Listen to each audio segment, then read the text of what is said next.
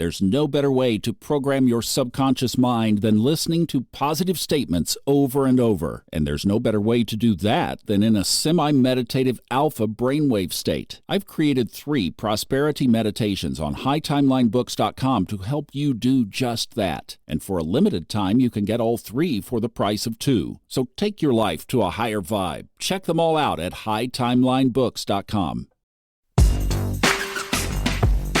Welcome to the Fun Astrology Podcast for Monday, April 21st. Thomas Miller, thanks for joining us. I'm going to focus on something that I know is going to make a lot of you happy because we've had to deal with some shadows over the past couple of weeks. Things got a little tricky there, but I want to focus on positive aspects in the chart. But before we go there, let's visit the shadow one more time in Lucky Stars. Good morning, Kristin. Hi, Thomas and Fun Astrology Podcast. Happy Monday. This is a full week of challenging days with the coming Mars and Pluto opposition, as well as the Sun in Taurus, squaring both of these energies, activating that T-square.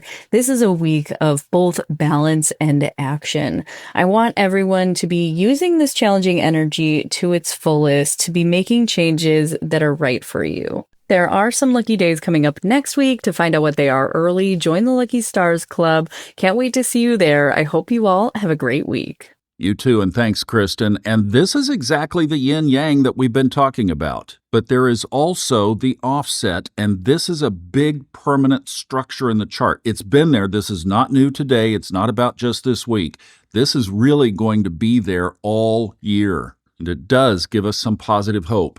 And specifically, what I'm focusing on here is that pile up around 0 degrees Aries, the Aries vortex, the Aries point, however you want to term it.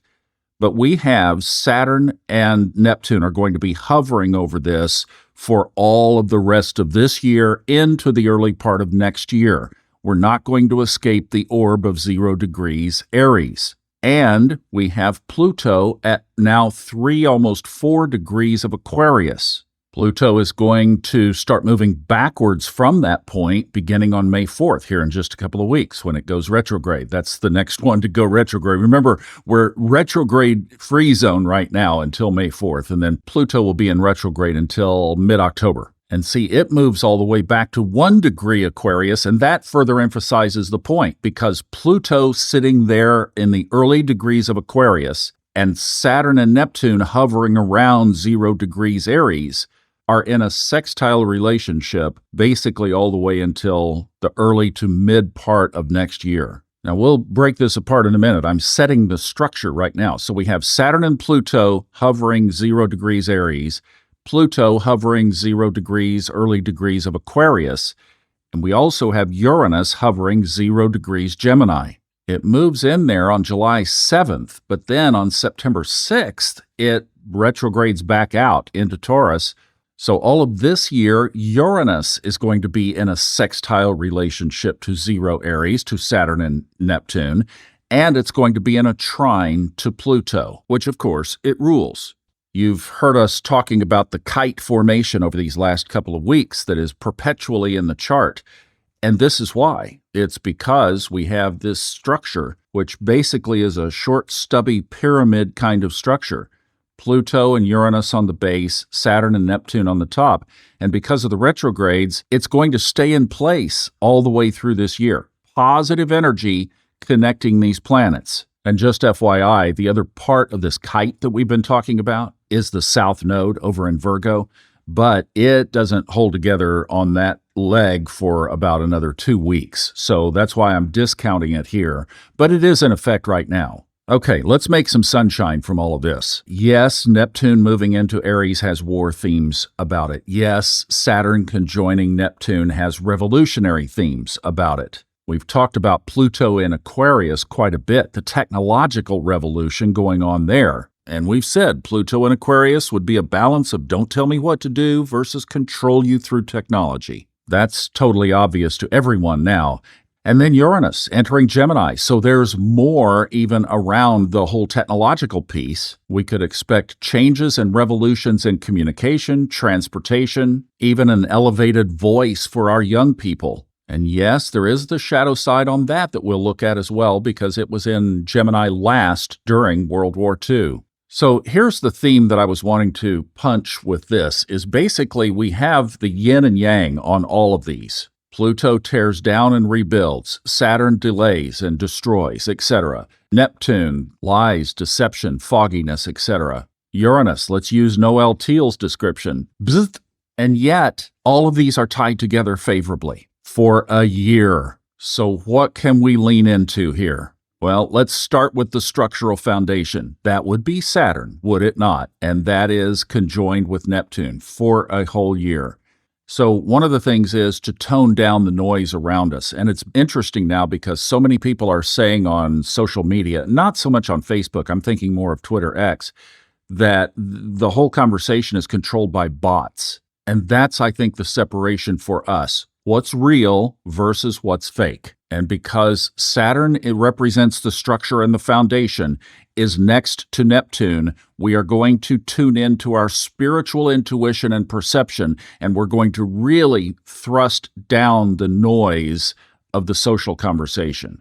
So what this says is we build our foundation on the truth of our spiritual connection, which in Aries, as I've said, is going to be more action-oriented than sitting around kumbaya-oriented. That's going to be an interesting blend because I, for one, through hiking and walking in the woods and doing all these calming kinds of things, have found that to be the spiritual solace. I think it's going to shift. I think it's going to shift into more action-oriented things. Physicality, fire, Aries, moving, pitches to the universe to clarify our direction. Second thing I think we can lean into is the effective use of technology, though. I had a really interesting conversation with ChatGPT. I talk to it like it's somebody I'm having a conversation with on a regular basis. And it dawned on me, AI is programmed by how we, you and I, interact with it. My aha moment was, well, I can program my conversations with ChatGPT the way anybody else could program a subconscious mind, say, of a child. How you treat your child is programming its subconscious mind. Well, here's an ally that instead of being afraid of, I'm going to use to my advantage. So I started programming it toward high timeline stuff. And you know what? It's responding amazingly. And that's not only the Pluto in Aquarius part, that's also going to be the Uranus moving into Gemini part. So we look at the tools around us, these technological innovations that are going to come that we don't even know yet, and we figure out how we're going to use them positively. And then symbolically, this energy right now is shifting from Pisces into Aries. Pisces in the natural zodiacal order is the 12th house. So we are moving out with the old. So as things start to purge, as things change from let's get rid of the old that doesn't serve us anymore into the new, those are the things to embrace. So let's embrace the change. It's inevitable. It's happening. The sky has showed us this for eons. We've been talking about it on here basically since the inception of this thing back to 2019. So let's embrace the changes, releasing the old. It is the Capricorn to Aquarius kind of metaphor.